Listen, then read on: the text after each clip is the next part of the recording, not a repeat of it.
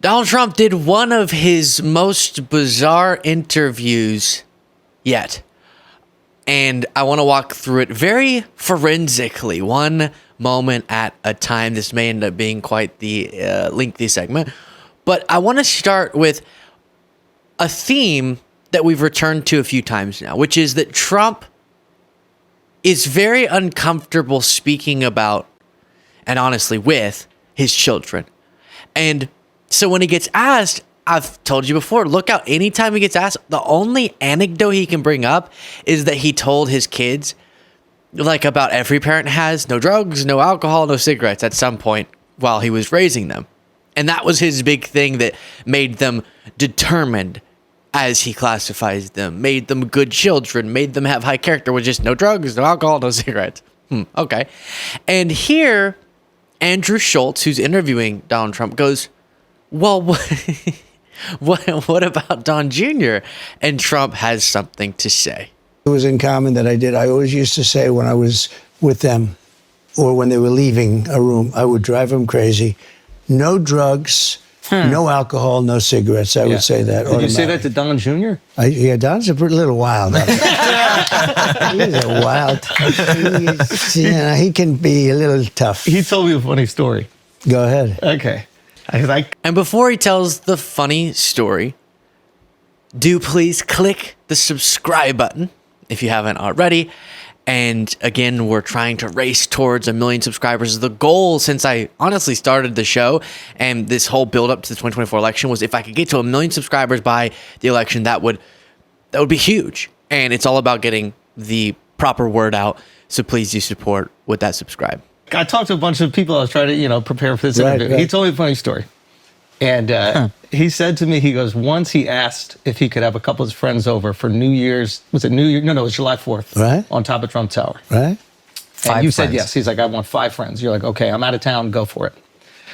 He brings 200 people over to Trump Tower. Okay? That's right. Okay. He says that you weren't supposed to be there. You end up showing up. You hear some noise upstairs. You come up. You go, what the fuck is everybody doing here? Get the hell out of my house. He said he cleaned for the next 36 hours. And he said, to this day, you have never brought up that it even happened. And he said, I'm starting to believe it might not have happened. Yeah. So can you give him closure? No, it happened. No, I can never give closure. So most interestingly, when asked about Don Jr. in reference to his no drugs, no alcohol, no cigarettes slogan or recommendation, he says, Don Jr., he's rough. He's pretty wild. And confirming some suspicions for many people. But the interview goes south from there. And we'll start with Trump. He does this thing where, and let me make sure this is the correct clip, where every time he'll state a number, he then feels like he has to trump, no pun intended, his own past assertion. So he can't just overinflate the size of a crowd or the size of an interview audience. He has to then overinflate his overinflation. So last time we checked in on Trump's perception of his Elon Musk interview, it was 100 million people listened to the interview. Now, listen to the updated figure. New thing. Elon interviewed me on something. Yeah. And I think they said 275 million hits or listeners. My question is, how do you come up with the fake numbers? Because none of what he's saying is correct unless you're doing some insane addition of impressions on Twitter, which is just meaningless. How many people scrolled by the interview versus not even how many people, how many times did someone scroll by the interview, combined multiple clips? Maybe you can get up to that number absurdly, but how many people listen to it? You're not getting to 275. But how does he come up with that specific of a figure if it's a lie? I don't know. Then he really wanted people to know in this interview, I'm not confused, incoherent, and rambling whenever I go off on random tangents. It's actually the sign of pure genius. I was saying before, though, that, I do a thing called a weave. And there are those that are fair that say, this guy is so genius. And then others would say, oh, he rambled. I don't ramble. If I start a story, what you do is you weave things and you do it. You have to have certain things. You need an extraordinary memory because you have. Why do some of these podcasts, bro? I know Andrew Schulz, a comedian, and a very successful one. But whenever podcaster, how do you define them? Sort of the Logan Paul influencer archetype, when they interview Trump, they have that same laugh that feels like they're really pushing it. They're trying too hard. Listen to this again. Rambled. I don't ramble. If I start a story, what you do is you weave things and you do it. You have to have certain things. You need. You're funny. You're so funny. This is real. Is it that funny? You need an extraordinary memory because you have to come back to where you started. Yes. You always, a weave is only good They if don't you give you come credit back. for that. Yeah, it's true. That you could go all the way over here and then I get can back. go so far here or there, and I can come back to exactly where I started. Now, someday when you don't come back to where you started, You're Biden. then you say, no, but the weave is the way. When you're telling, like a story, I was telling a story at a rally the other day in front of thousands of people, and I started off, and then You were weaving them up. something in the story, Bro. I actually mentioned Air Force One. It was Air Force One was there. So I mentioned Air Force One, and then I said how I got $1.6 billion off the price of Air Force One. So, but then you have to come back to the story. Where was Air Force One taking you? As I So was anyway, I do a weave. I call it the weave. And some people think it's so genius, but the bad people, what they say is, you know, he was rambling. Yeah. It's not a ramble. There's no rambling. This is a with it. weave. I don't know if Andrew Schulz is laughing with Trump or at Trump. Some parts seemed like at Trump. Because yes, you're defining rambling. That's rambling. Welcome to the dictionary. You're describing when you get distracted by a thought so you can't finish another thought. Then you're impressed when you remember, oh wait, 5 minutes ago I was talking about something. And instead of just completing that thought and following it up with a new coherent thought, I just sort of jump around as my brain grabs onto different things because I can't stay focused. That's rambling. That's what it is. And he's become more that. He's started to do that more often, more frequently, and more severely. And he said he has a problem when he doesn't come back to the original topic he was on. He constantly forgets to come back to the topic he was on. That's another thing. So if you're saying that's the sign of a problem, you do that. I could show you the video we've gone over before. You're constantly doing that. But throughout the interview, now we're way later in the interview, he keeps bringing this up. See, oh, look, I can weave. I can weave. And you know what's going to happen? You're going to be in the midst of this. Now, you know, Dwight Eisenhower was sort of a moderate, General Eisenhower. Did you know that they had 8% generals, president of the United States, 8% were generals, 92% were politicians, and then you had Trump. See, that's a weave. You know, we go off it just I for like a that. second. Because now I'm like, where are we weaving to? No, I'm into this. No, think of it, because we're talking about generals, and then you get back onto the general. There you go. Because what I was going to say is that Eisenhower I like the is a play-by-play moderate. for the week. No, it's good, though. Isn't it great? We go into it. We mention Eisenhower, and then I say he was a general, 8% generals, 92%, and now you go back, okay? Boom. It's part of the weave, you know? Yeah. Then you go back. Yeah. No, you got to Finger keep roll. it all together. You got to be sharp. If you're not sharp, you're dead. Think of it. Think of it. No, but think of it. So I get that I'm biased against Trump, given the much more consequential things we know about him. So because of his assault on our democratic norms and institutions, I'm less likely to go, that's so funny. But is that really funny to them? The other thing that I'll get to later on, what really disturbs me about these interviews is how normally Trump gets treated when his record is one of someone who you shouldn't be treating normally like this. Oh, we're laughing, we're having a good time, because you could be spending that time talking about why did you refuse, and you're currently refusing to this day, and you're planning on refusing if you lose this election, and you use those lies that you were telling to justify trying to prevent our democratic process from functioning. You call for the termination of the Constitution. How do you not want to bring those things up I know it sounds like I'm just politics-brained too online person, but that's the impactful stuff days before an election you want to be confronting someone like Trump on, and instead we're just giggling about the weave. And by the way, he's describing, to go back to it, he's describing, look, I did the weave.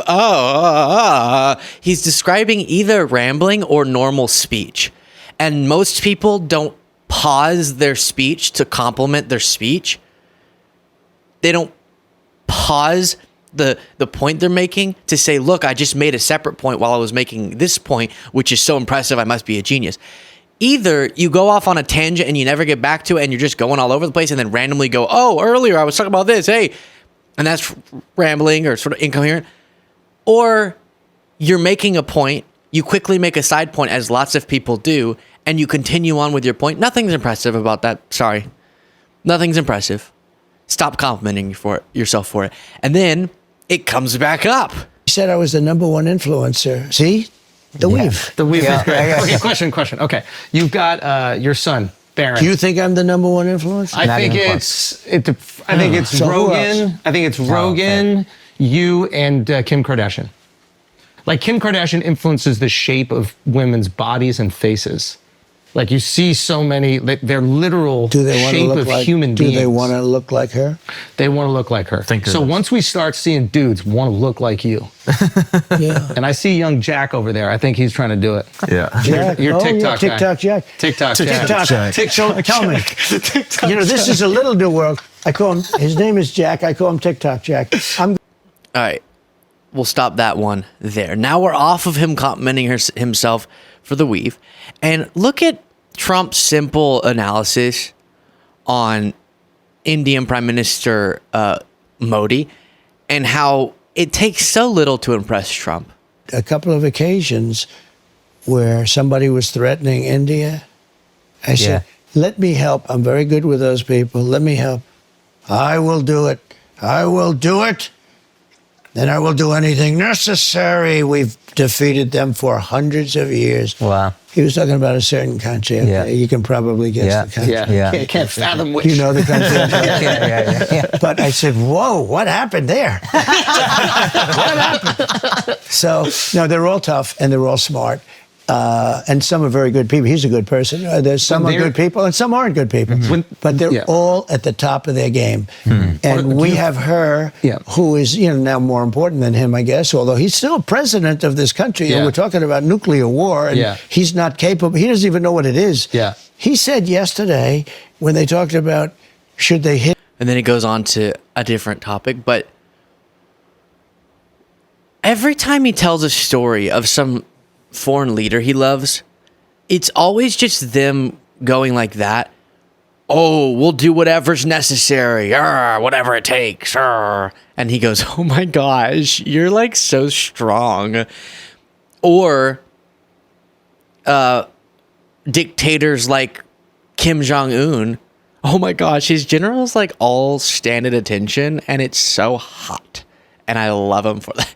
And he can look past all of the wrongs of people just because, like a child, he finds the power they're wielding, often for horrific end goals, so fantastic and so impressive. And I don't think, as Vice President Harris has said, we should want a president who can be so easily manipulated through flattery like that. Plus, Trump, as it pertains to some of the stories he's told of, I want generals to stand at attention like Kim Jong-un's generals do, and I want the loyalty of generals like Hitler had, even though he also wasn't read up properly on history there. But apparently he said that to John Kelly. He also has the wrong priorities with what he's looking for in being president. Then, get this, Trump compliments himself for saving IVF on a situation that only was facilitated because of him. And it started in Alabama, where a judge ruled that you couldn't do IVF, and all clinics all over Alabama was going to shut down. Were going to be shut down. And I wasn't an expert on IVF, but I have common sense. We're the party of common sense. Yeah. And some women called me, and actually Katie Britt called me, the senator from Alabama, who's really a young, good politician, smart, great husband, who was a football player, great family. She called me up. She said, "Sir, women have come to me and almost attacked me, and they're my best friends, that the judge shut down IVF." He's a very, conservative judge. And he shut down IVF. And I said, "Let's explain it. Tell me." And she told me. I said, "No, it's a great thing. It's helping women have babies." And she didn't know her friends were all going through IVF. It's so much more common than people realize. Right. Yeah. But they don't talk about it. Let's say somebody's People doing. are quite I understand. uncomfortable, I never had big discussions. I know this.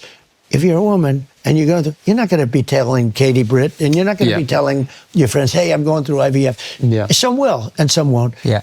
But she didn't know anything about her friends, and they were good friends of hers. She said, "They're literally attacking me." Yeah. I said, "Well, what is it?" After about 5 minutes, I'm a quick study, I said, "That's a great thing." And I came out.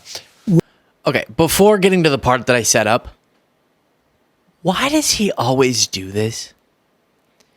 Stop. I guess keep doing it because it's nice to know, but he admits that he didn't know about something that he should know about. In vitro fertilization is something a president should know about, and he's having to have it explained by Katie Britt to him.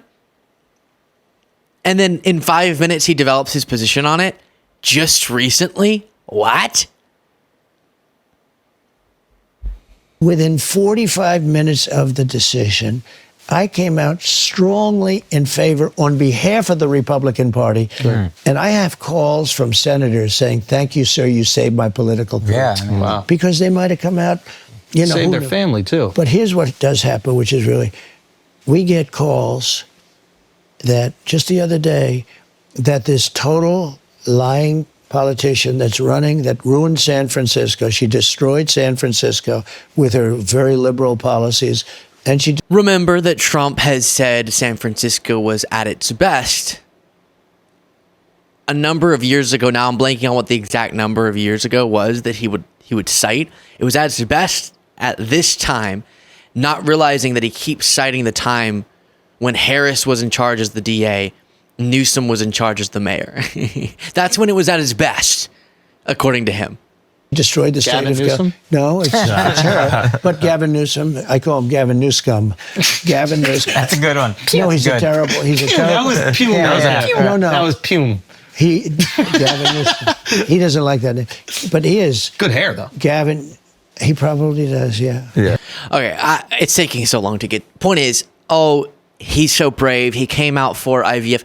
The ruling that came out of Alabama was only possible because of the overturning of Roe v. Wade, because of the justice Trump got on the Supreme Court explicitly promising that he'd get justices who could overturn Roe v. Wade.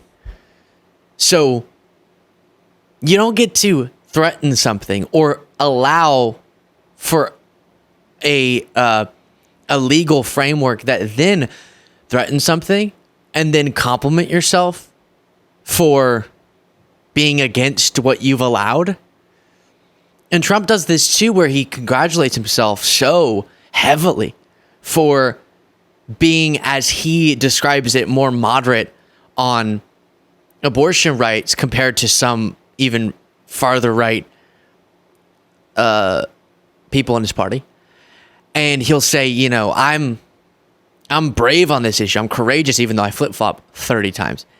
And not understanding, no, you don't get to distance yourself from the extreme bans that are happening when those are only possible because of you. Own it and then deal with the political repercussions. This is your America that you created. At least as it pertains to this issue. Own it. And then we're going to vote accordingly. And then I'll come back to, as a closing thought, how much it bothers me. And actually, no, I have... there's too much. I have more clips. He talks about Mike Pence, and he says Mike Pence didn't... Let's watch this, and then I'll give my closing thoughts. What about Mike Pence? You got anything for Mike Pence? Well, it's a shame because he and I had a very good What happened to him? relationship. Hanging out somewhere. He couldn't cross the line of doing what was right, in my opinion. Some yeah. people would disagree with that.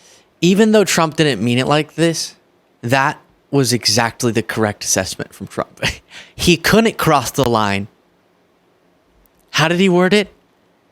He couldn't cross the line of doing what was right. Exactly. He couldn't cross over into doing what was wrong for you. That's correct, even though Trump meant it the opposite. So I wish people who, as I'm sure Andrew Schulz would admit, as we've heard people like Joe Rogan admit, some of these, I don't know how they identify themselves, MAGA curious, MAGA aligned people who themselves admit, I don't know much about politics. I'm an idiot on this sort of stuff, but I just like talking about it. They'll say that. Joe Rogan constantly says that, for example. I wish they would then understand the gravity of what they're doing a little bit more, and maybe they'd still make the same decision. But if you don't know for sure that you're informed enough to treat Trump as normally as you're treating him and show millions of impressionable viewers that he's just sort of a fun guy who wants to make America great and Kamala's a communist, I'd be so much more hesitant knowing what people are saying about Trump, even if I don't know if it's true, about doing that before I've fully read up on this stuff. Because once you've learned pretty objectively about what Trump did on his way out of office, you can't ever trust that guy with power again. And so platforming him like this, not because we can't put him in front of big audiences, we should, if it's an actual interview where you're going to confront him with the facts. But this, again, I'm thinking of Logan Paul, who we saw that interview with, and Aiden Ross, and people who I think even they would admit don't spend much time checking if they have accurate views on politics. And not everyone has to be a political influencer. You're working on a craft of something completely different. But then don't use the audience. I would request that you don't use the audience you've developed to bring Trump to them and to put him in this really inaccurately favorable light, as this interview seemed to be trying to do. Let me know what you thought in the comments. Support the show by clicking that join button below.